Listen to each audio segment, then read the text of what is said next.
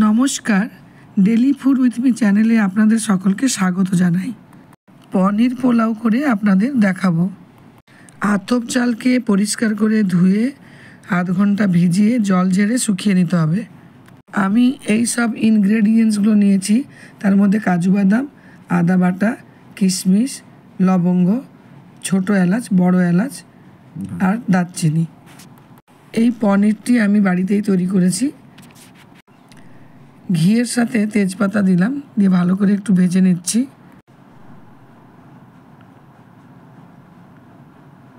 তারপরে সমস্ত ইনগ্রেডিয়েন্টসগুলো দিয়ে দিলাম। তাপমাত্রা একটু কম রেখে করতে হবে। এইদিকে আমি পনিরগুলো ভেজে নিলাম, ঘি দিয়েই ভেজেছি।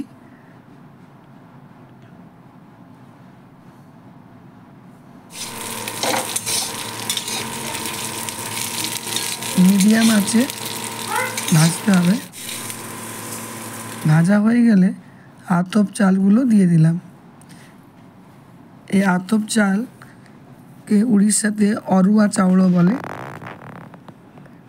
আপনারা কি বলেন এই চালটিকে লিখে জানাবেন।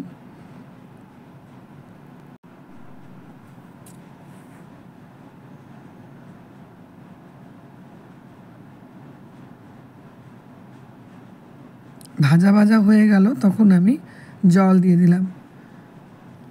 তারপর আদা বাটা, লবণ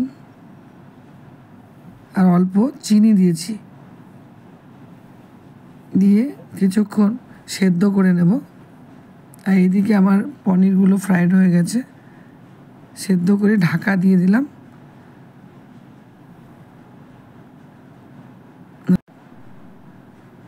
এবার সেদ্ধ হয়ে গেছে, বেশিক্ষণ লাগে না, খুব তাড়াতাড়ি হয়ে যায়।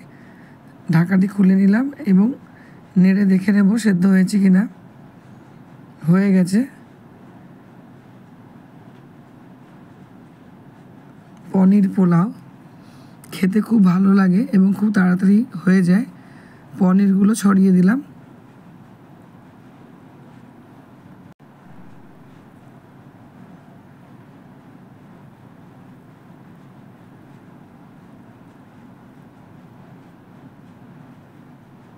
আমি ছোলার ডালের সাথে পরিবেশন করেছিলাম।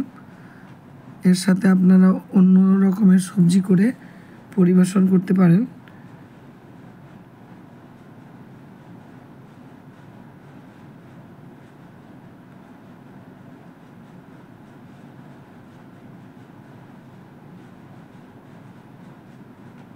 আমি সাদা এই পোলাওটি বানিয়েছি, হলুদ অল্প একটু দিলে হলুদ কালারের হতো।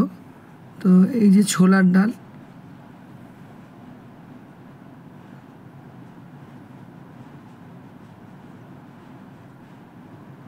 বাড়িতে একবার ট্রাই করবেন, খুব ভালো হয়েছে মেয়ে বলছে। লাইক, শেয়ার, সাবস্ক্রাইব করবেন। কোথা থেকে দেখছেন লিখে জানাবেন। ভালো থাকুন, সুস্থ থাকুন, ধন্যবাদ।